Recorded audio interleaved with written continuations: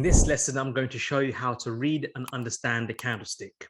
So what you see on the screen here are candlesticks. This is the candlestick view. On my trading view, if I was to click candles, which is just next to your time frames, you can see you've got bars, hollow candles, lines, area, etc., etc. I tend to just trade using my candlesticks because it's easier to identify.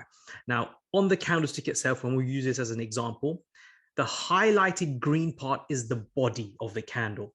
And above, you see these little thin sticks. Above and below, this is called wicks. So you've got the candle body and the wicks. The wicks just represent that at one point, price went to that area, but did not close.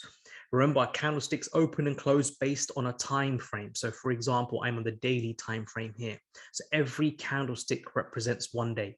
If I were to move to the 4-hour time frame, every candlestick represents 4 hours. So generally there is a timer on the right hand side here, which tells you how long you have left for that candlestick to close. But generally, if it's the currency market and at 10 p.m. UK time is when the market would open, your 4 hours would start from there if you're on the 4-hour time frame. So it would then close, the next candle would close at 2 a.m. and that would open, and then 6 a.m., 10 a.m., etc., etc.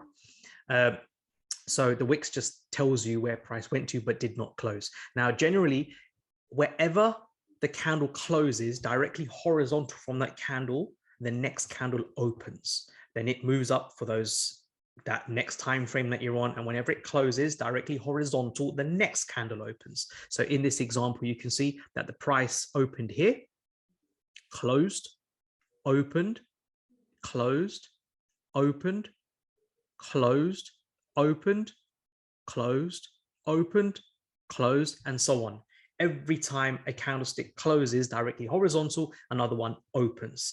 And very, very simply, red means that it's gone down, it's gone lower than the opening price, and a green means it's gone higher than the opening price of that candle. And that's how you understand wicks, bodies, and candlesticks.